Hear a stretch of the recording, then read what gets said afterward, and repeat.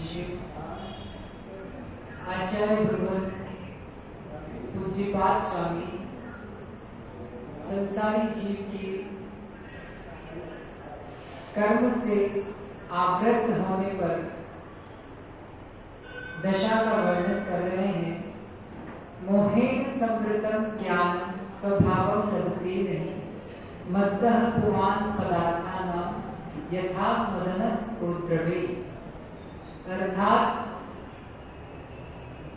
जैसे कोई सुरापान किया हुआ व्यक्ति, मदिरा पान किया हुआ व्यक्ति मद, मोह और विभ्रम के कारण काष्ठ के समान निश्चल और चेष्टा रहित होता है, वह सत्य ज्ञान से च्युत होता है, विवेक ज्ञान से च्युत होता है।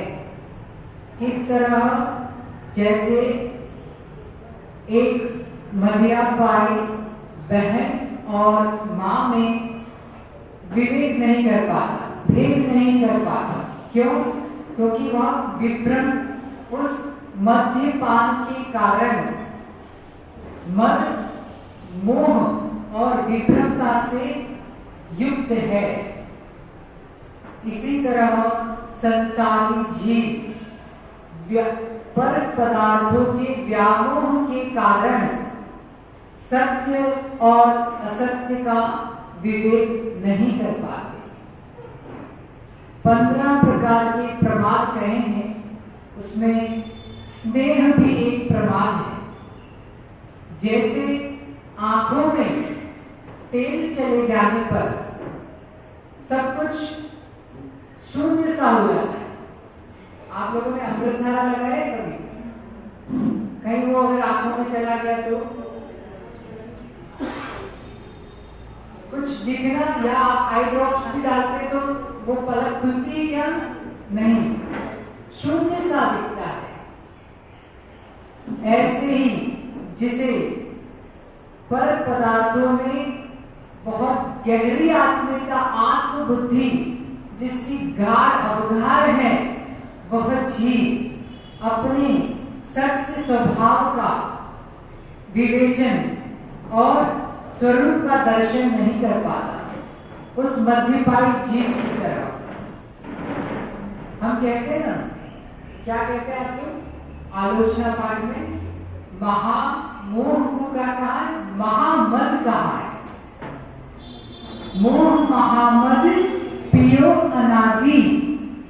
और इसी मोह महामद को पीने के कारण हम सब अनादि से इस संसार में परिभ्रमण को प्राप्त है। अब जैसे वह आंखों में गया तेल हमें सामने की वस्तु नहीं दिखती, इसी प्रकार जब जीव के स्वभाव में स्नेह आ जाता है तो स्नेह की स्निग्धता वस्तु के सत्य को आवृत कर देती है। अनेकों बार हम भी स्नेह में चले जाते हैं तो हमें उसका कभी कभी कुफल देखने में मिलता है। किस तरह? वैसे ही स्नेह एक प्रमाद है। तो प्रतिक्रमण में हम पढ़ते हैं कि पिम्बेरवा पमादेरवा की स्नेह के द्वारा जो भी दोष हुए हो वे हमारे सभी दोष मिथ्या हो। इसी तरह जैसे स्नेह से आवृत जीव है वह सत्य को नहीं पकड़ पाता है, तो वात्सल्य भिन्न है और स्नेह भिन्न है। हम अभी बहुत जगह आहार करने जाते हैं तो वहां फर्श देखते हैं। फर्श कैसे? वहां के चिकने। बहुत से लोगों के पैरों में पट्टे बंधे रहते हैं, हाथों में पट्टे बंधे रहते हैं। पूछा क्या हुआ? बस वो फर्श चिकनी थी, चलते समय ध्यान नहीं रख पाए, पैर फिसल गया तो पट्टा लग गया।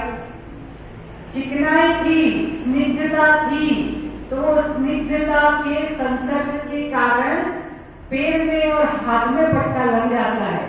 ऐसे ही जो राग की स्निग्धता है जो स्नेह की स्निग्धता चिकनाई है, उसमें यदि हम विवेक नहीं रख पाए तो हमारे जो सम्यक दर्शन है, जो विवेक है, तत्व लेने की क्षमता है, उसमें ज्ञानावरणी कर्म का पट्टा लग जाता है। हम कहते हैं बहुत से लोग कि हमें स्मृति कुछ याद नहीं रहता, तो याद क्यों नहीं रहता? इसका रीजन यही है, मोह। जितना जीव का मोह जितना प्रगाढ़ होगा पर द्रव्यों में, उतना उतना उसकी आत्मीय बुद्धि बढ़ती जाएगी। अर्थात वही कार्य एक सम्यक दृष्टि भी कर रहा है और वह करके उन कर्मों की निर्जरा कर रहा है। वही कार्य अन्य जीव कर रहा है मिथ्या दृष्टि और कर्मों का तीव्र बंध कर रहा है।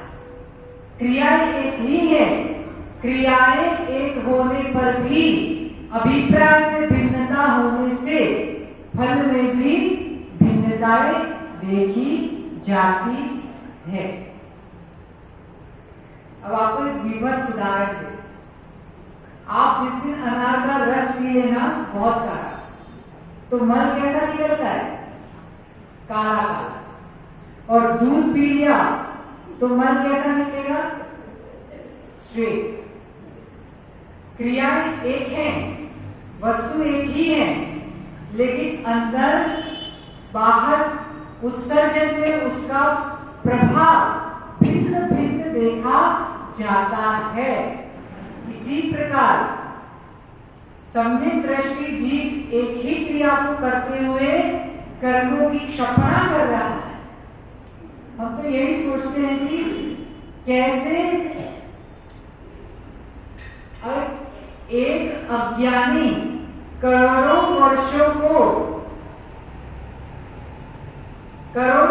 में भी जितने कर्मों की क्षपणा नहीं कर सकता, निर्जरा नहीं कर सकता, एक श्वासोश्वास मात्र में ज्ञानी जीव उतने कर्मों की निर्जरा कर सकता। यानी कोई करोड़ों वर्ष में भी जितने कर्म नहीं निकाल पा रहा, और एक ज्ञानी जीव एक श्वास लेने मात्र में इतने समय प्रमाण में इतने कर्मों को छोड़। तो यह ज्ञान की महिमा है। यह ज्ञान कहां से आता है? पदार्थ से आता है क्या? प्रकाश से आता है क्या? अरे आता है ना। ये देखो लाइट चालू है तो मैं ज्ञान से देख रहा हूं। और गुरुजी है आपको पढ़ा रहे, सुना रहे, तो पदार्थ से क्या हो रहा है? सही है ना? ज्ञान आत्मा का त्रैकालिक गुण है।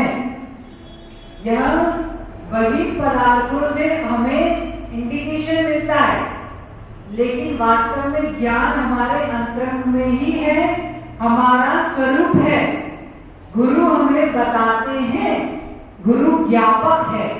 क्या है गुरु? ज्ञापक, कारक नहीं है। ज्ञापक यानी बताने वाले, करने वाले नहीं है। एक होते हैं सहकारी कारण और दूसरा होता है कार्यकारी कारण। अभी माताओं को इनकी भाषा में समझाओ तो जल्दी समझ में आ जाता है। मालपुआ बनाया है, किसका बनता है मालपुआ?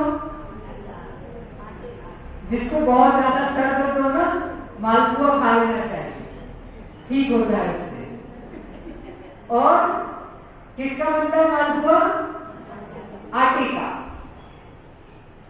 तो आटा जो है वह मालपुआ रूप हो गया, तो आटा उसमें कारक, अभिन्न कारक हो गया, वही उपादान कारक हो गया, और निमित्त कारक के रूप में बनाने वाली मां और अन्य जो सामग्रियां, अग्नि आदि सारी सामग्री से मालपुआ बनता है। तो एक निमित्त कारण हो गए और दूसरा उपादान कारण। कोई भी कार्य की सिद्धि होगी तो बिना निमित्त के कभी कार्य सिद्ध होता नहीं, लेकिन निमित्त मात्र से कभी भी कोई भी कार्य सिद्ध होता है। ऐसा हुआ है क्या कभी? ऐसा कोई मालपुआ आपने देखा क्या मार्केट में या घर में, जो आटा नहीं है उसमें और मालपुआ बन गया? कोई उन्होंने कहा मेरा मालपुआ, महाराज जी ये मालपुआ ले लो, मेरा मालपुआ। बच्चे कुछ बनाते ना तो बोलते, तो क्या वो माँ मालपुआ रूप हो गई क्या? नहीं, वो तो निमित्त है। तो निमित्त कभी भी वस्तु की सिद्धि में, कार्य में साधक तब नहीं होता। जो साधक तब रहेगा वह उपादान रहता है। लेकिन जैसे जैसे निमित्त मिलते हैं वैसा वैसा जीव के उपादान में भी बदलाव देखा जाता है। क्यों हम यहाँ 1.5 महीने से आपके उपादान में कुछ चेंज आया कि नहीं आया? क्यों ज्ञानी? हाँ, सुबह में आप 2 किलोमीटर 1.5 किलोमीटर जाते थे क्या वहां पे? तो चेंज आया कि नहीं आया? आप 1 घंटा बैठते थे क्या कभी? 2-3 घंटा एक जगह बैठते क्या दिन में घर में? तो ये निमित्तों का प्रभाव है। तो निमित्त भी जैसे स्फटिक के सामने लाल रख दिया तो लाल रूप हो गया, काला रख दिया तो काला रूप हो गया। वैसे ही जैसे जैसे निमित्त हमें मिलते हैं वैसे वैसे उपादान में भी प्रभाव देखा जाता है। और एक अपेक्षा कहेगी कि निमित्त तो इतने अच्छे मिल गए, लेकिन यहां से सौरभ सागर और विशेष सागर 2 ही क्यों निकले? हाँ, बहुत सारे महाराज जी मुनिराज यहां से आए ना। भगवान महावीर स्वामी, मारीची को भगवान महावीर स्वामी जैसा महान निमित्त मिल गया, जिनकी देशना से कितने जीवों का कल्याण हो गया। लेकिन वह मारीची समुद्र से बाहर क्यों भागा? तो जब महावीर थे, जब आदिनाथ स्वामी थे, तब आप लोग थे या नहीं थे? थे, तब भी थे, किसी न किसी पर्याय में थे। लेकिन हमने पुरुषार्थ नहीं किया, होनहार के भरोसे चले गए कि जब समय आएगा तो महाराज बन जाएंगे। समय आता है क्या कभी? तो होनहार कोई अलग से हमारे पुरुषार्थ का ही फल है होनहार। और काल अवधि भी वस्तु के पुरुषार्थ के साथ ही चलती है। यहाँ बहुत सारे किसान भी हैं, तो जैसे चावल बोया तो उसका एक समय है, 90 दिन के बाद, 60 जो भी दिन के बाद, तो वह उसकी काल अवधि होगी कि इतने समय के बाद आना है। लेकिन यदि बीज ही नहीं डाले तो फसल आएगी क्या? ऐसे ही ज्ञानियों, यहाँ गुरु रूपी किसान आपके सामने हैं। मोक्ष मार्ग का बीज अपने अंदर डाल दो तो नियम से एक दिन व्रत के और महाव्रत की फसल भी आपके जीवन में नियम से आएगी। अब किसका उपादान कितना है? इन्हीं के बीच में कोई व्रती बैठे हैं, कोई भोगी बैठे हैं, कोई योगी भी तो बैठे हैं। जो योग को साधे वो योगी और जो भोग को साधे वो भोगी। तो अब हमें भोग मार्ग की ओर जाना है या योग मार्ग की ओर जाना है? जिसका पुण्य प्रबल है वह तो युद्ध लड़ते लड़ते भी वैराग्य को प्राप्त हो जाता है। राजा मधु की कथा सुनाई थी ना आपको कि युद्ध लड़ते लड़ते भी, शत्रुघ्न से युद्ध करते करते भी हाथी पर बैठे बैठे केशवश प्रारंभ हो। आपके बच्चों में हुनर है, कोई चित्रकला अच्छी जानता है और आप लोगों को उन्हें मोटिवेट करना चाहिए, ऐसे अच्छे अच्छे चित्र बनवाने चाहिए ताकि आपके यहाँ पे चित्र बना हुआ मंदिर में एक राजा श्रेयांश आदिनाथ मुनिराज को आहार दे रहे हैं। एक मुनिराज, एक दाता मुनिराज को आहार दे रहे हैं। तो जो आप 1000 पृष्ठों का ग्रंथ पढ़ लो उतना नहीं सीख पाओगे जितना एक चित्र के माध्यम से सीख सकते।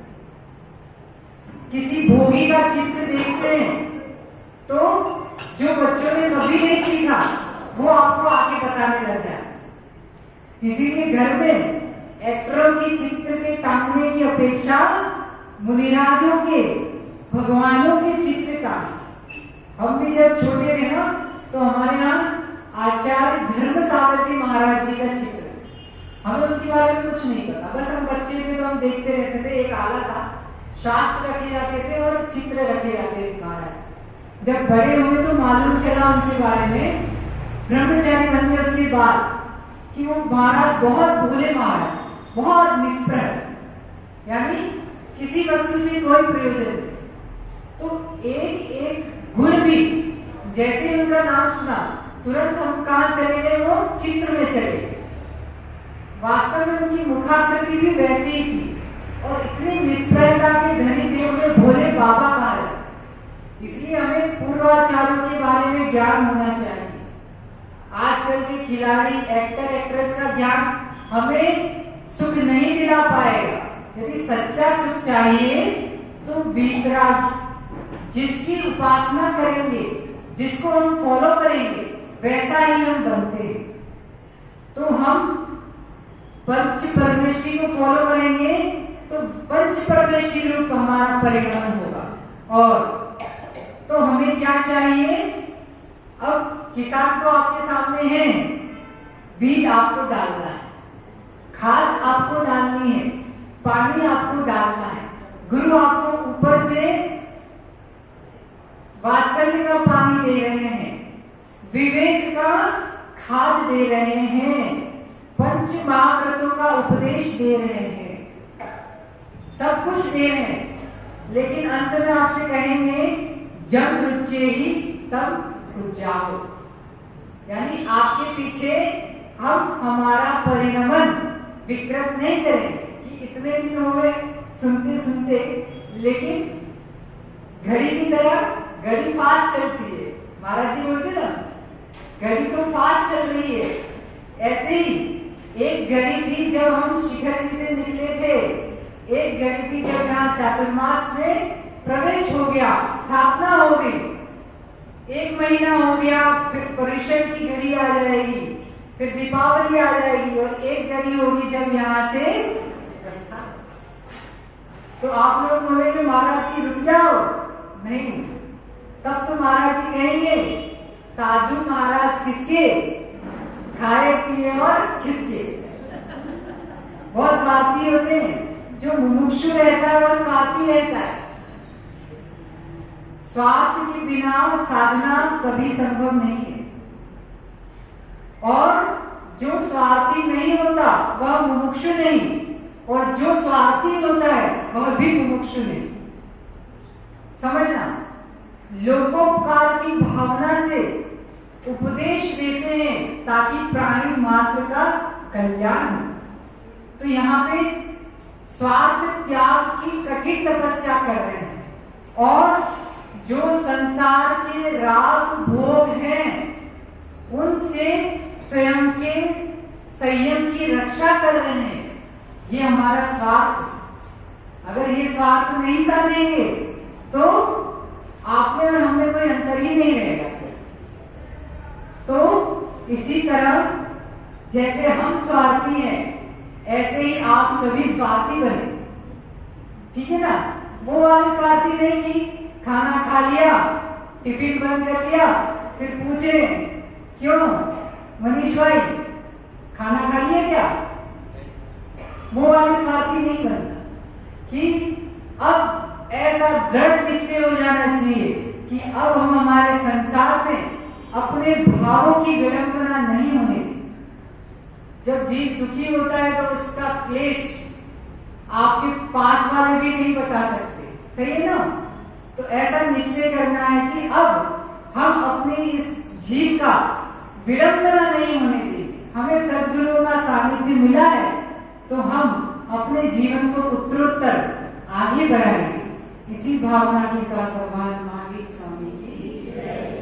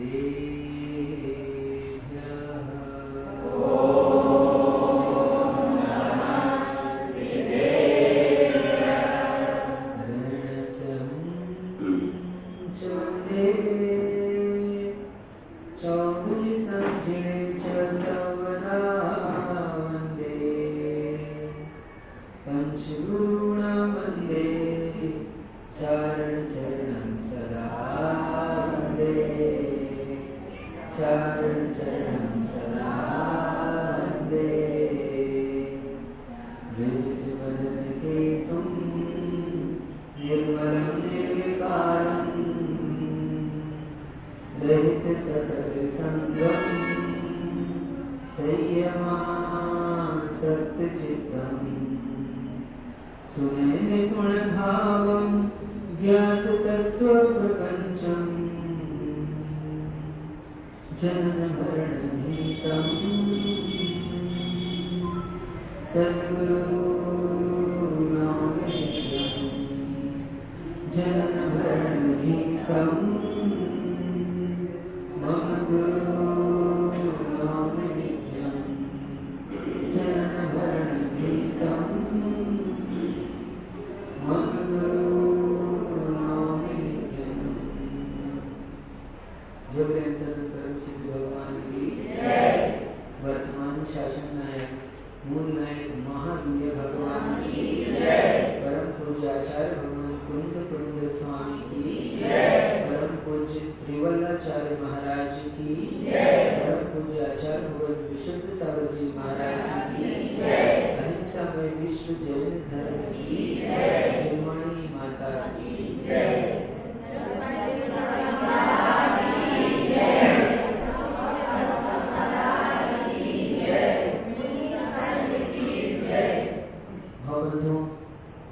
आज हम सभी के महाभाग्य का उदय चल रहा है जो सर्वज्ञ प्रभु की देशना हमें प्राप्त हो रही है। निरंतर हम लोग अपने जीवन को सुधारने का प्रयास कर रहे हैं और मुझे ऐसा लगता है कि थोड़ा थोड़ा सुधर भी रहा है, सुधार हो भी रहा है। हम लोगों के भीतर सुधार ऐसे ही होता रहेगा। जीवन तो चलता रहता है, लेकिन उस जीवन में यदि डॉक्टर साहब सुधार के साथ जीवन चलता रहे तो जीवन की सार्थकता है। अन्यथा पशु भी जीते हैं। क्या पशु भी जीते हैं और सारे लोग, सारे जंतु हैं और भी प्राणी हैं, सब जीते हैं। एक पशु होता है, वो भी अपने बच्चों का पालन पोषण कर लेता है और पशु भी घोंसला बनाना जानते हैं, पशु भी परिग्रह को संग्रह करना जानते हैं। तो यदि परिग्रह को संग्रह करने मात्र से और घोंसले की अपेक्षा एक अच्छे घर बना लेने से यदि हम अपने जीवन को सफल समझते हैं तो पशुओं में और हमारे में, पक्षियों में और हमारे में कोई अंतर नहीं रह जाता। अंतर तो तब होता है कि आप उस जीवन का अर्थ समझ लें। आप जीवन का अर्थ समझ लें, इसका मतलब आप अपने आप को समझें। यदि हम अपने आप को जान लेते हैं तो ही जीवन जीवन है। आचार्य भगवान धर्म का उपदेश दे रहे थे और धर्म के उपदेश के अंतर्गत ईर्ष्या, लालच आदि से दूर रहने का उपदेश था। कितनी बातों से? 4 बातों से दूर रहना। यदि धर्म के मार्ग को प्राप्त करना है तो ईर्ष्या, लालच, क्रोध और अप्रिय वचन, इन सबसे दूर रहो। यही धर्म प्राप्ति का मार्ग है और कोई दूसरा मार्ग नहीं है। तो हम लोग इन बातों को जानकर धर्म प्राप्ति के लिए लगे हुए हैं। धर्म की प्राप्ति हुई कि नहीं हुई? तो धर्म की प्राप्ति स्यात् हुई। धर्म क्या है? तो हमने पहले समझा था, वस्तु का स्वभाव भी धर्म है। उत्तम समाधि ये सब धर्म है। रत्नत्रय धर्म है। क्या? और सबसे श्रेष्ठ चारित्र ही धर्म है। और चारित्र क्या है? तो जीव का जो साम्य भाव है, मोह और क्षोभ से जो रहित परिणाम है, अवस्था है, वही चारित्र है। चारित्र को अंगीकार करने से चारित्र को प्राप्त करने से सुख की उपलब्धि होती है, और हम लोग सारा का सारा पुरुषार्थ उस सुख को प्राप्त करने के लिए ही कर रहे हैं। कर रहे कि नहीं कर रहे? पैसे क्यों कमाते हो अशोक भैया? हाँ, कमाते हो ना पैसे? क्यों कमाते हो? सुखी होने के लिए। आप लोग घर में काम करते हो, मेहनत करते हो, भोजन बनाते हो, क्यों बनाते हो? सुखी होने के लिए। वो एक दिन का प्रश्न तो अभी पेंडिंग डरा है, भोजन बनाने से याद आया मेरे को, है ना? उपवास वाले तो हैं नहीं लोग, उपवास वाले दिन पूछा था हमने भोजन क्यों करते हैं, आप लोगों से पूछा था, पता नहीं चला ना अपने को? पता चल जाएगा, ठीक? तो हम लोग निरंतर अपने जीवन को समझकर उसको सुधारने का प्रयास कर रहे हैं। पड़ोसी कर रहा है कि नहीं कर रहा? हाँ, पड़ोसी करे या ना करे उसकी चिंता मत करना, आप अपना जीवन सुधारने की कोशिश करो। आप अपना जीवन सुधारोगे तो पड़ोसी का अपने आप सुधर जाएगा। कैसे सुधर जाएगा? वो सुधारने पर पता चलता है। क्या? वो हम जब अपने में सुधार करते हैं तो हमको समझ में आता है। इसी सुधार के निमित्त से आज बहुत लोगों ने व्रत किए हैं। किए क्या? कितने लोगों ने व्रत किए? कुछ लोग हैं अच्छे आज। हाँ मनीष भाई, तुमने भी व्रत किया है। लोग देख रहे हैं कि क्यों किया व्रत। मनीष क्यों किया व्रत तुमने? हाँ, सभी व्रतों का एक ही कारण है, एक ही लक्ष्य है। जैसे आपको पहले कहा था, सभी काम किसके लिए करते हो?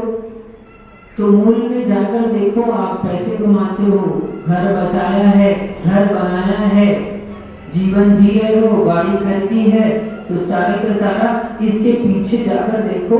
आपको ऊपर से कोई दूसरा कारण दिख सकता है, लेकिन बहुत अंदर में जाकर देखोगे तो एक ही कारण समझ में आएगा, सुख प्राप्ति करना है।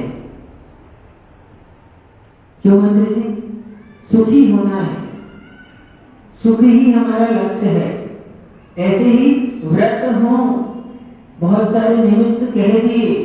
चंदन षष्ठी का अभी 10वीं का किया था, 12 का किया था, अभी आ रहा है पर्युषण पर्व, उसका भी व्रत करेंगे, कई लोग करेंगे। तैयार है कि नहीं?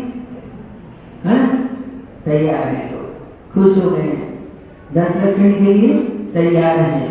बहुत सारी तैयारी हमने चालू कर दी है अभी से। क्या कर दी है? कल कोरा डाला था तो तैयारी हो गई हमारी 10 लक्षण की। बाहर की तैयारी की है, अंतरंग की तैयारी। व्रतों के लिए बाहर के त्याग की तैयारी करना पड़ता है और अंतरंग परिणामों की विशुद्धि की भी तैयारी करनी पड़ती है। जो ये स्वाध्याय चल रहा है, जो अपन इतने दिन से प्रवचन का पाठ सुन रहे हैं, देशना सुन रहे हैं, ये हमारी अंतरंग की तैयारी है। और आपको पता नहीं चल रहा, आपकी तैयारी चल रही है। अध्यक्ष जी 1 महीने में क्या सीखा तो भले ही नहीं पता चल रहा, लेकिन तैयारी चल रही है। प्रति समय जितनी देर आप यहाँ पर बैठे हो, जितना समय आप देवशास्त्र गुरु के सानिध्य में व्यतीत कर रहे हो, जितनी देर संजुलिया आप यहाँ उपयोग लगा रहे हो, वो सारी की सारी आपकी अंतरंग तैयारी चल रही है। ये सब अंतरंग तैयारी। चंदन षष्ठी व्रत, हर व्रतों के पीछे कुछ न कुछ रीजन है, कारण है, कथा है। मूल तो एक ही बात है, लेकिन फिर भी मूल एक होने पर भी कई सारे दूसरी अन्य बातें भी होती है। क्या? डॉक्टर तो सब होते हैं, डॉक्टर साहब डॉक्टर तो होते हैं, लेकिन कुछ स्पेशल होते हैं। आई स्पेशलिस्ट, है ना, ऐसे हार्ट स्पेशलिस्ट, अलग अलग स्पेशलिस्ट होते हैं। तो मूल कारण के साथ में सहकारी कारण और भी हो सकते हैं। ऐसे ही व्रत करने का मूल कारण तो कर्म निर्जरा ही है, लेकिन उसके कुछ बाहरी कारण भी होते हैं। कुछ बाहरी कारणों के निमित्त से भी व्रत किए जाते हैं। बाहर से देखोगे तो आपको बाहरी कारण दिखेगा, लेकिन मूल कारण क्या है? बोलो, व्रत करने वाले लोग कर्म निर्जरा के लिए। कोई पूछे क्यों कर रहे हैं व्रत? कभी नहीं पता हो आपको व्रत लोग कितने सारे व्रत करते हैं, नहीं कहानी पढ़ते, नहीं सुना है क्यों करते हैं, लेकिन एक चीज पता है, क्या? कर्म कटेंगे, कर्म को काटने के लिए कर रहे हैं। ऐसे ही काशी नगरी में, जहां पर पार्श्वनाथ भगवान का जन्म हुआ, उस काशी नगरी में राजा और रानी सुख से निवास करते थे। एक दिन मालिक आकर उनके राजा के समीप षट ऋतु के फल समर्पित करता है। तो राजा को पता चला कि अरे क्या, कि नगर के बाहर उद्यान में मुनिराज आए हैं। राजा को ज्ञात हुआ। राजा ने तुरंत मन बनाया कि अपन उन मुनिराज के दर्शन करेंगे, क्योंकि मुनिराज के दर्शन से क्या होते हैं? पाप कटते हैं। बताया था साधु की संगति का प्रभाव क्या होता है? कुछ मिले ना मिले, थोड़ी देर के लिए शांति तो मिलती है। अशोक भैया, कुछ मिले ना मिले, इतनी दूर से क्यों आया साधु के पास? हाँ, आपके गांव के साधु इसलिए आए? हाँ, यदि इसलिए आए हो तो आनंद कम आएगा। यदि साधु को साधु देखकर आते हैं, तो साधु को त्याग को देखकर आते हैं, तो साधु के पास आने से अपने को आनंद आता है, आनंद आता है। सेंट खरीदना ना भी हो, हाँ, त्याग का सेंट यदि ना भी खरीदना हो, लेकिन सेंट वाले की दुकान में चढ़ते हैं तो खुशबू तो मिलती ही मिलती है। ऐसे ही भाई आपको त्याग नहीं करना हो, आप नहीं छुड़वा रहे आपसे घर, आपको कोई त्याग नहीं करना है, लेकिन आप त्यागी के पास आए हो तो त्याग की खुशबू जरूर आएगी। तो राजा ने सोचा अपन दर्शन करने चले, और दर्शन किए उसने, रानी के साथ पहुंचा। अब सबके मन में साधु के पास पहुंचते हैं तो कुछ ना कुछ जिज्ञासा आ ही जाती है। कई लोगों के मन में कई तरह के प्रश्न रहते हैं। अब हम पूछें किससे? तो गुरुजन ही मार्गदर्शक होते हैं। वहां पर जब राजा दर्शन करने गया तो मुनिराज उपदेश कर रहे थे। मुनि धर्म का उपदेश किया उन्होंने, फिर श्रावक धर्म का उपदेश किया। उन्होंने कहा कि श्रावक धर्म का आचरण करना भी श्रेयस्कर है। यदि मुनि धर्म का आचरण कर सको तो अति उत्तम, लेकिन अशोक भैया यदि मुनि धर्म का पालन नहीं हो पाया अपन से, तो कम से कम श्रावक के व्रत का आचरण करने का मन बनाना।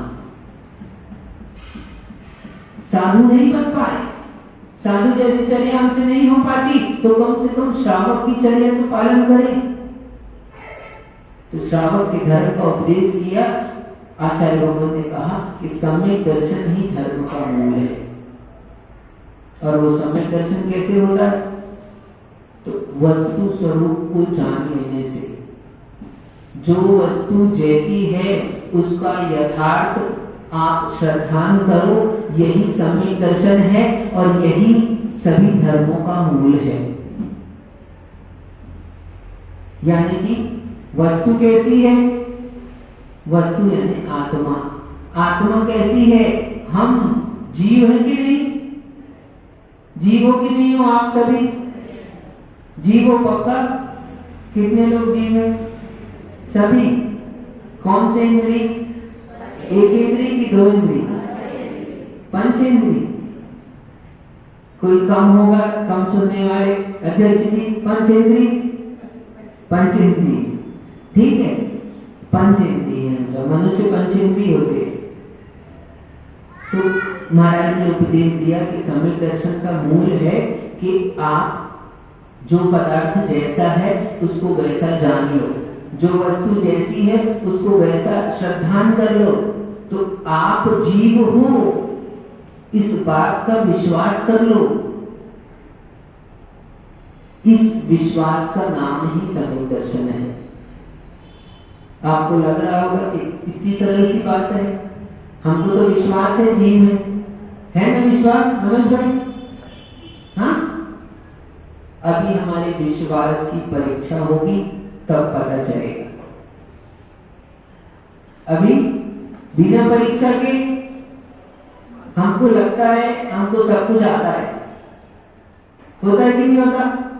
हमने पढ़ लिया तो हमको क्या लगता है समझ लिया, हमको सब कुछ आता है, लेकिन पता कब चलता है कितना आता है नहीं आता? परीक्षा होती है तब पता चलता है कितना हमारे को आता है, कितना हमारे को नहीं आता, कितना हम जानते हैं, कितना नहीं जानते। ऐसे ही हम अपने आप को जीव जानते हैं, जानते कि नहीं जानते? जानते हैं, लेकिन परीक्षा होती है। कब होती है परीक्षा? जीवन के हर समय परीक्षा होती है, होती कि नहीं? तिमाही, 6 माही, वार्षिक परीक्षा, अध्यक्ष की परीक्षा, कई सारी परीक्षाएं होते रहती हैं और हम उन परीक्षाओं को देते रहते हैं। कितने में पास होते हैं, कितने में फेल होते हैं। जो अपने आप को जीव जानता है, जिसका श्रद्धान गहरा है, जिसको विश्वास है, वो जीवन की हर परीक्षा में पास हो जाता है। और जिसको इस बात का श्रद्धान नहीं है, जानता तो है जीव हूं लेकिन श्रद्धान में कमी है, तो वो जीवन में आने वाली परीक्षाओं में फेल हो जाता है। अभी आपको पता नहीं चल रहा है आपकी परीक्षा चल रही है, चल रही कि नहीं चल रही? सासू मिल जाए खतरनाक तो समझ लेना परीक्षा चल रही है। अशोक भैया, व्यापार में घाटा लग जाए तो समझ लेना परीक्षा चल रही है। मनोज भाई, बेटा यदि बात ना माने तो समझ लेना अध्यक्ष की परीक्षा चल रही है। और आपको अध्यक्ष बना दिया है, समाज के लोग आपकी बात नहीं सुने मंत्री जी, तो समझ लेना परीक्षा चल रही है। हर समय हमारे जीवन में परीक्षा चल रही है। अब परीक्षा में हम पास हो रहे कि नहीं, ये सब आपको मालूम है, रिजल्ट मुझे नहीं मालूम। क्या इस जीवन की सारी परीक्षाओं का रिजल्ट आपको मालूम है? मुझे नहीं मालूम। अंतिम रिजल्ट भी आएगा। मैं कह रहा था अभी पता नहीं चल रहा, छोटी परीक्षाओं में हम ध्यान नहीं देते, इसमें भी पास फेल होते रहते हैं। कोई पास होते रहता है, कोई फेल होते रहता है। जिसका श्रद्धान जितना गहरा होता है, जिसका ज्ञान जितना गहरा होता है, वो पास होते जाता है। और जो छोटी छोटी परीक्षाओं में पास होता है, वही बड़ी परीक्षा में अच्छा नंबर ला पाता है। आ रही बात समझ में? हम लोग बच्चों को रोज क्यों भेजते हैं स्कूल? रोज थोड़े थोड़े एग्जाम क्यों दिलाते? तिमाही एग्जाम से क्या होता है, छमाही एग्जाम से क्या होता है? ये छोटी एग्जाम के रिजल्ट बड़ी एग्जाम में काम आते हैं। रिजल्ट नहीं भी काम आए, लेकिन उस परीक्षा के लिए जो आपने तैयारी की है, वो तैयारी आपकी बड़ी परीक्षा में काम आती है। ये बात परीक्षा की नहीं चल रही है, बात चल रही है आपके जीवन की। आपको, आप जीव हो, कह रहे हो ना अपने आप को जीव मानते हो? जीव, जीव का मतलब बोलो जल्दी से, जिसमें जानने देखने की शक्ति होती है। आज होती है कि कल? कल की परसों बीत गया उस कल में कि आने वाले कल में? जल्दी से बोलो। हाँ, हमेशा रहती है। जो जीता था, जीता है और जीवेगा, उसको जीव कहते हैं। कहते कि नहीं? आप अपने आप को जीव मानते हो कि नहीं? अब इसकी परीक्षा होगी। कब होगी? जब मरण समय आएगा। अब सावधान हो जाओ। कब आने वाला है? हो सकता है आज आ जाए, हो सकता है यहीं बैठे बैठे आ जाए, और हो सकता है यहां से आप बाहर जाओगे तो आ जाए। डरा नहीं रहे, बता रहे क्या किसका समय कब आ जाए, कब परीक्षा होने लगे पता नहीं चलता। स्कूल की परीक्षा में तो पहले से नोटिस दिया जाता है। जीवन की परीक्षा में कोई नोटिस नहीं मिलता है, लेकिन हम समझ नहीं पाते उस नोटिस को। क्या उसका हमारा ध्यान नहीं जाता। तो हो सकता है आपकी परीक्षा कल हो जाए, संजू क्या तैयार रहो। हो सकता है परसों हो जाए, हो सकता है नरसों हो जाए, कभी भी हो जाए, आज भी हो सकती है। अब जब परीक्षा होगी तो आपके जीव पने का आपको ज्ञान है ना, तब पता चलेगा आपको ज्ञान है या नहीं, आपको विश्वास है या नहीं। आपको आपके जीव पने का विश्वास होना, इसी को सम्यक दर्शन कहते हैं। यही धर्म का मूल है। कौन कह रहा है? भगवान मुनिराज वहां पर बैठे हैं, उपदेश दे रहे हैं, राजा सुनने के लिए आया है, भूल तो नहीं गया बीच में। तो महाराज उपदेश दे रहे थे कि सम्यक दर्शन धर्म का मूल है।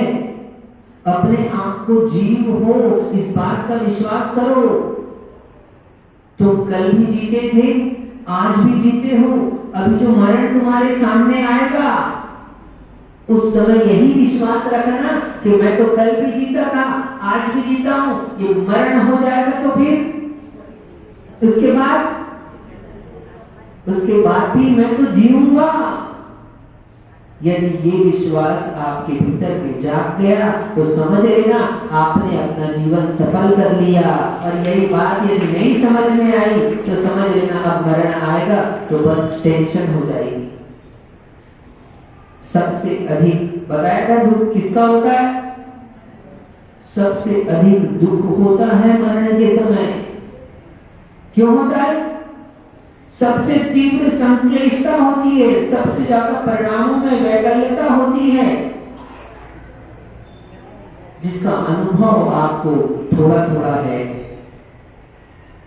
कोई चीज छूटती है हमारे पास से तो हमको दुख होता है, और मरण के समय सब कुछ छूटने वाला है जो जिंदगी भर जोड़ा है।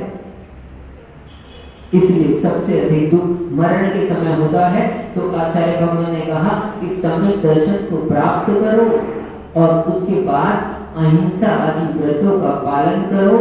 यही मनुष्य जीवन का सार है।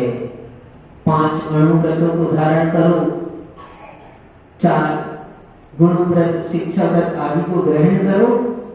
बिना व्रती बने तुम चले गए तो मनुष्य बन के क्या किया?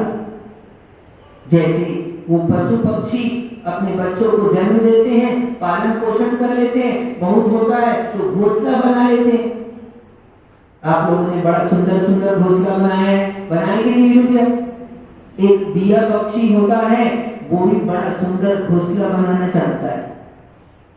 उसके घोंसले में भी रोशनी के लिए छिद्र होता है, हवा के लिए खिड़कियां बनी होती है। देखना, और कहां बनाना है? इतना भी उसको विवेक होता है, नदी के तट पर, मुहाने पर जो वृक्ष होते हैं, और वृक्ष में भी ऐसी सबसे पतली जो डाल होती है वृक्ष की, उस डाल पर वो घोंसला बनाता है। तो यदि घोंसला बनाकर जीवन को सफल मानते हो तो आप में और पक्षी में कोई अंतर नहीं। यदि बच्चों को जन्म लेकर अपने जीवन को सफल मानते हो तो आप में और पशु में कोई अंतर नहीं है। हम सुबह शौच में जाते हैं, क्यों दीपक भैया? कल देखा था सुकरी के कितने बच्चे थे? आपके तो एक दो ही है, वो तो 9 का पालन कर रही थी, 9 का पालन कर रही थी। तो यदि बच्चों का पालन करके आप मानते हो कि आपने जीवन सफल कर लिया, तो आपका भ्रम है।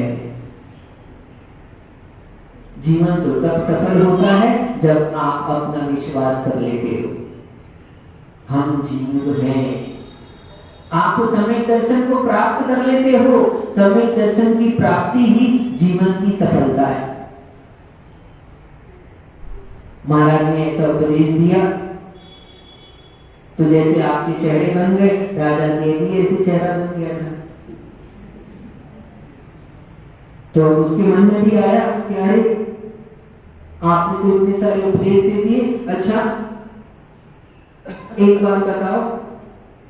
महाराज से उसने पूछा, महाराज के पास बैठा था, महाराज ने उपदेश दिया कि सम्यक दर्शन मूल है। तो राजा ने प्रश्न किया, आप कह रहे हो बात सही है, जैसे आप लोग कहते हो ना महाराज आपकी बात सब सही है, क्यों विवेक?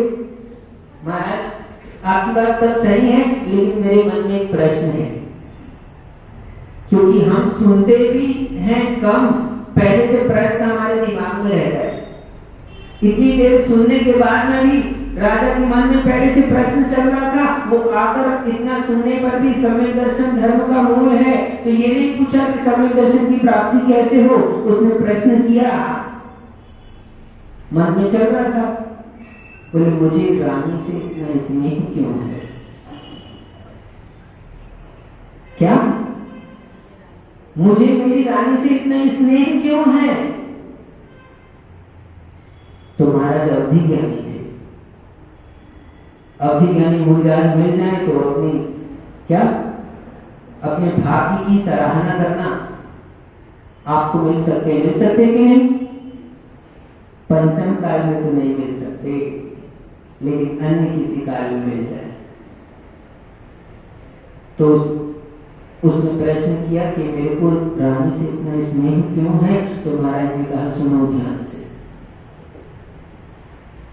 बड़ी लंबी कथा सुनाई, परिचय बताया, ज्यादा विस्तार में नहीं जाते क्योंकि मेरे को याद नहीं है।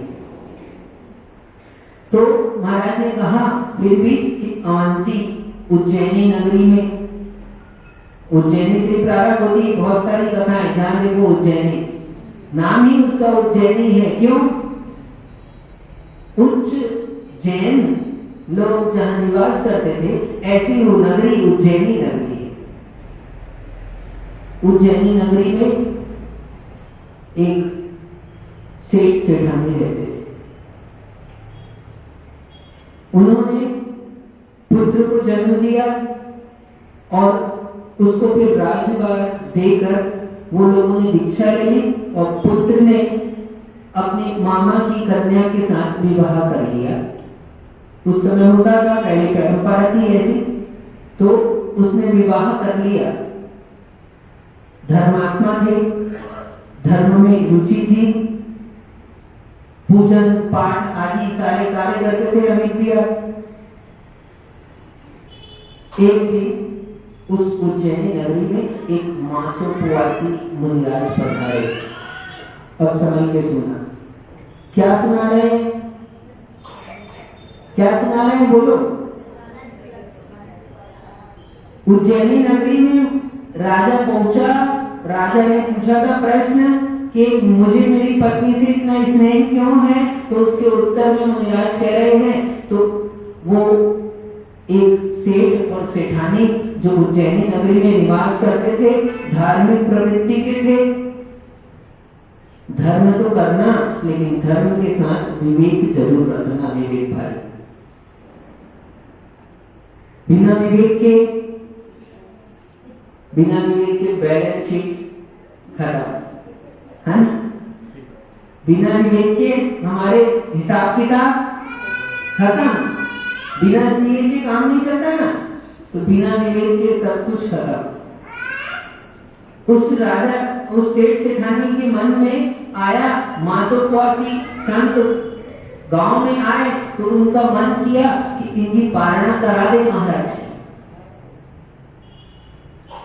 किसको मन नहीं होता? साधु का आहार कराने का किसका मन नहीं होता? कौन ऐसा अभागा है जो सोचे साधु को आहार ना कराए? लेकिन पुण्य आत्मा होता है, उसी को साधु को आहार देने को मिलता है, उसी को साधु को आहार कराने को मिलता है, और उसी पुण्यात्मा के घर में ही साधु के चरण पड़ पाते हैं। आचार्य भगवान ने यहाँ तक लिखा है पद्मनंदी पंचविंशतिका में, वो घर घर नहीं है। क्या? वो घर घर नहीं है, शमशान घाट है, जहां पर साधु के चरण ना पड़े हो।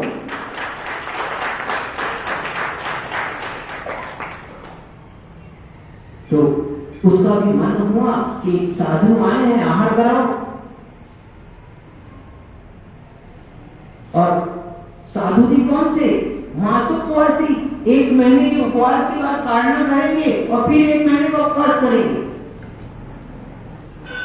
तो उसका मन हुआ कि कैसे भी हो महाराज के आहार कराओ।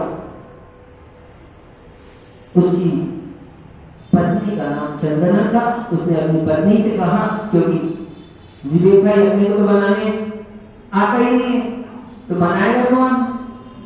इसलिए कहते हैं तुम लोगों को भी सीख लेना चाहिए। हमने आपसे कहा था ना, अपने बच्चों को भोजन बनाना सिखाओ। यदि नहीं सिखाओगे तो परेशानी हो सकती है। तो सेठ जी को भोजन बनाने आता तो था नहीं, तो उसने बोला कि कल महाराज की पारणा है, अपने महाराज की पारणा कराना है। लेकिन चंदना ने कहा कल तो हो नहीं सकेगा, क्योंकि हम तो अशुद्धि में हैं। पारणा कैसे कराए महाराज? लेकिन अब सेठ जी भक्ति अंदर से जगी तीव्र, एक दिन का उपवास हो तो दूसरे दिन महाराज की पारणा करा दे तो अपने को कितना आनंद आता है। कल का उपवास था महाराज का, आज पारणा करा दिया। और जिसको महीने भर के उपवास वाले महाराज का सानिध्य मिल रहा हो तो अंदर तो भक्ति तो थी। लेकिन विवेक भाई, उस सेठ जी ने अपना विवेक नष्ट कर दिया। उसने कहा शांत रहो। किसको पता है? किसको पता? सेठानी से कहा तुम शांत रहो। किसी को नहीं पता। अपने को तो पारणा कराना है। 1 महीने के उपवास के बाद महाराज की पारणा कराने को मिलेगा। तुम किसी से मत कहना, शांत रहो। देखो, आप जगत से छुपा सकते हो। पंडित जी साहब इतनी दूर से चलकर आए, काम की बात बता रहे कि इनसे सब कुछ छुप सकता है। किससे?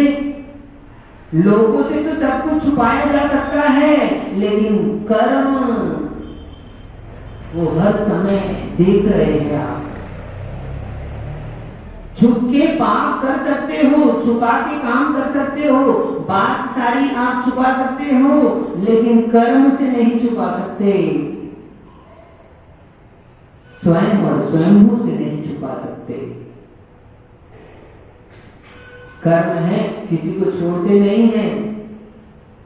आदिनाथ भगवान को नहीं छोड़ा, अच्छे अच्छे महाराजाओं को, सीता जैसे जीव को, हाँ, और चक्रवर्ती को नहीं छोड़ा। तो हम लोग कौन से खेत की? हम लोग तो मामूली हैं भाई, मूली भी नहीं है, मामूली है। कर्म नहीं छोड़ते किसी को। उसने चौका लगाया। महाराज को क्या पता?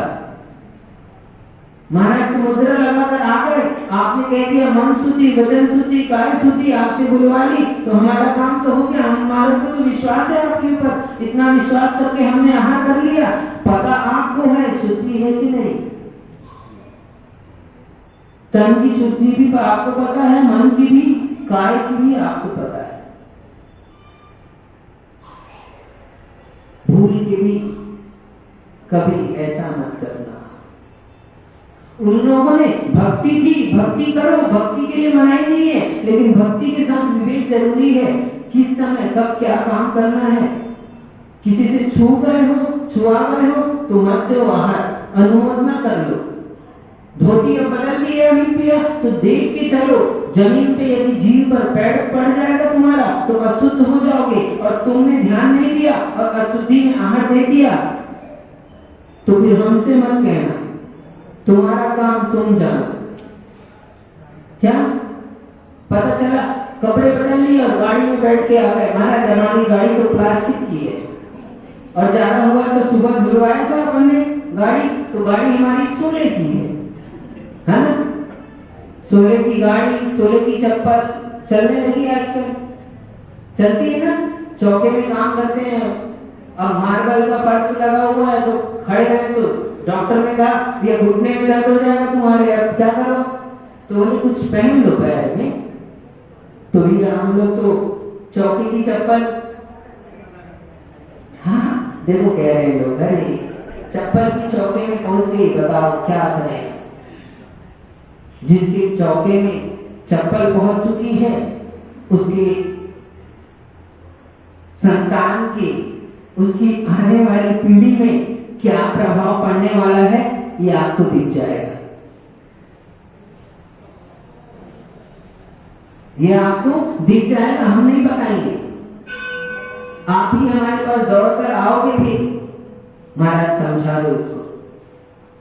हम कहेंगे कि चप्पल बनाना क्यों चालू किया आपने? अब हम नहीं समझा सकते, क्योंकि जो बनाकर खिलाया था वो सब उसके पेट में गया, सब दिमाग में गया, जैसे खाए अन्न वैसा हो गए मन, वैसा हो गए मन। अब हम नहीं समझा सकते, अब तो इसके दिमाग में तुमने जो भरा है पहले पेट में वो निकाल के दिखाओ, ना वो निकाल सकते हो ना मन का निकाल सकते हो, अब कुछ नहीं हो सकता।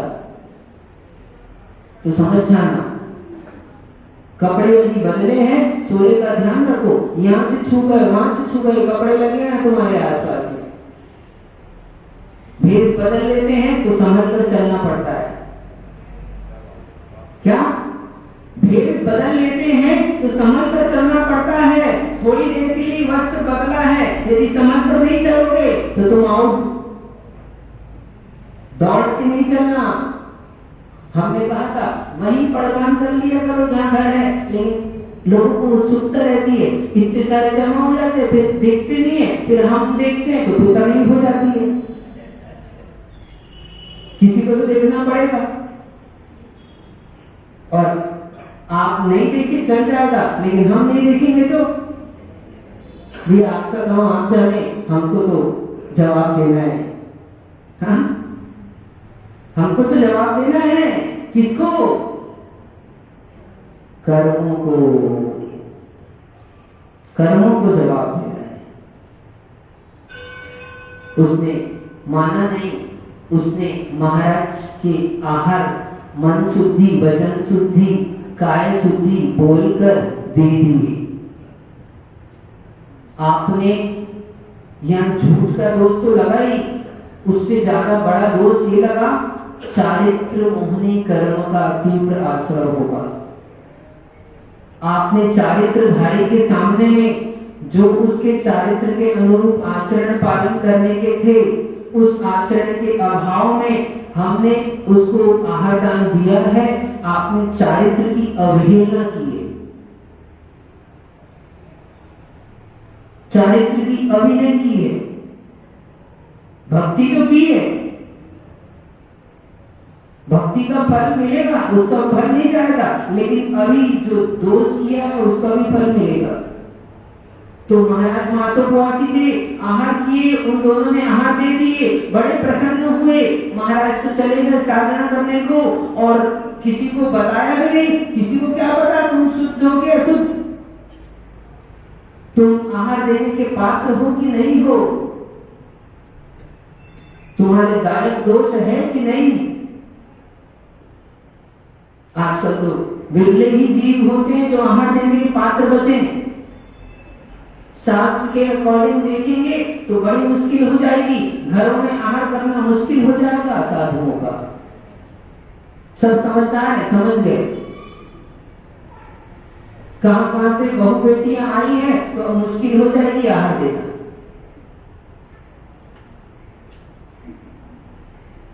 लेकिन उसने आहार करा दिया।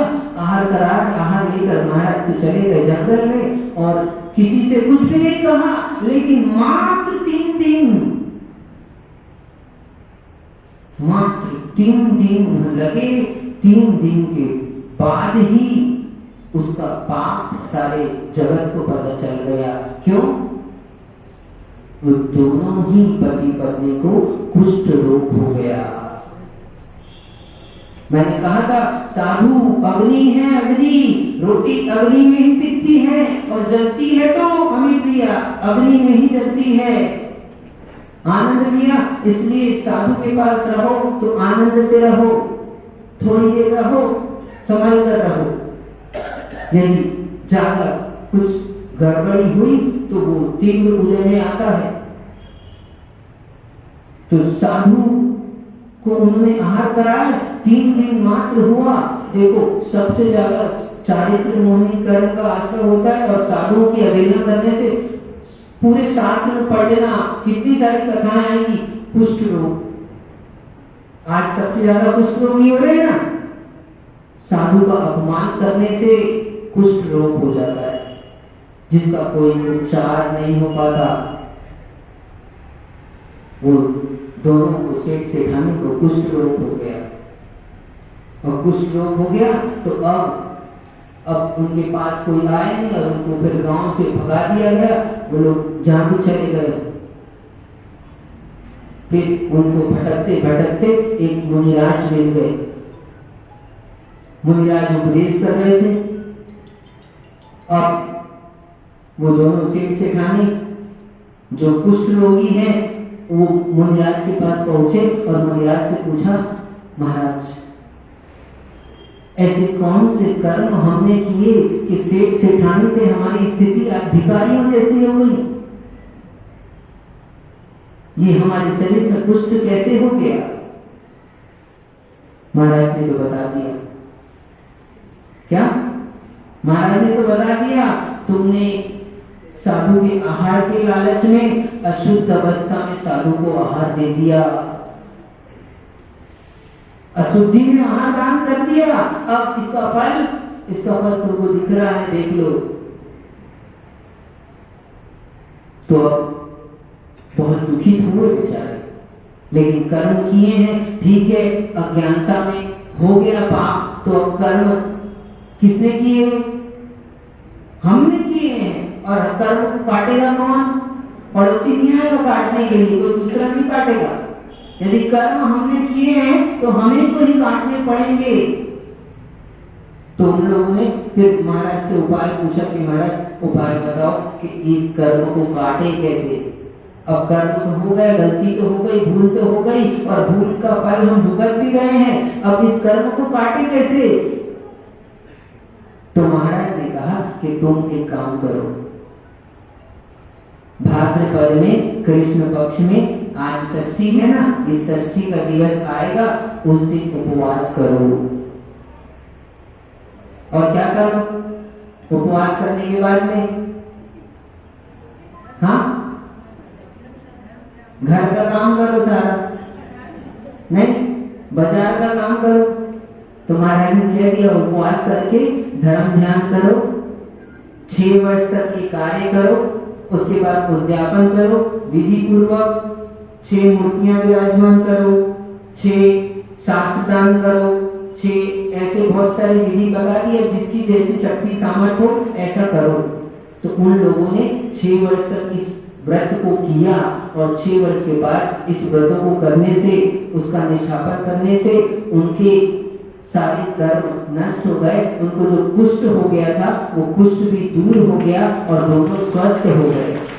और वो दोनों स्वस्थ होने पर फिर वापस से धर्म ध्यान में लग गए, और धर्म ध्यान करते करते उन्होंने समाधि मरण प्राप्त किया। समाधि कर स्वर्ग में देव देवी हो गए, वहां पर रहकर जीवन यापन करके वापस वहां से उतरकर सेठ जी और सेठानी, आप यहाँ जो राजा और रानी पूछ रहे थे हमारे को इससे प्रेम क्यों है इतना, तो ये पूर्व भाव का चला आ रहा है तुम्हारा कनेक्शन, इसलिए प्रेम है। तो अब तुम उस व्रतों के प्रभाव से राजा रानी हुए हो, और अब फिर से पुनः सम्यक दर्शन को प्राप्त करके व्रतों का आचरण करो और तुम निर्वाण सुख को प्राप्त करोगे, ऐसा महाराज ने उपदेश दिया। उन लोगों ने व्रतों का आचरण किया, इसलिए व्रत कर रहे हैं। कौन सा व्रत? चंदन षष्ठी व्रत। आप लोग कर रहे हो ना? क्यों कर रहे हो? हमसे भी जाने अनजाने में यदि कभी कोई दोष लग गया हो, देव शास्त्र गुरु की विराधना हो गई हो, चारित्र मोहिनी कर्म का तीव्र आश्रय कर लिया हो, अशुद्धि में आहार दान कर दिया हो, या अन्य कोई कार्य जो नहीं करने के हैं वो कर लिए हो, तो उसके प्रायश्चित के रूप में ये चंदन षष्ठी के व्रत करने चाहिए। और मूल कारण क्या है? कर्म निर्जरा करने के लिए। मूल कारण को मत भूलना। तो उस मूल कारण के लिए व्रतों का आचरण करो, नियम का पालन करो और धर्म ध्यान करो, ऐसे सुखपूर्वक जीवन व्यतीत करो। ऐसी धर्म की महिमा है। और विचार करेंगे समय रहा तो। ठीक, बात समझ में आ गई होगी आप लोगों को। आ गई कि नहीं आ गई? आ गई। आ गई तो अच्छी बात, और नहीं आई तो बोलो जल्दी से। अपने बोलोगे? नहीं आई तो बहुत अच्छी बात, फिर से बता देंगे, चिंता मत करना। जब भी आचार्य भगवान विश्व सागर जी महाराज की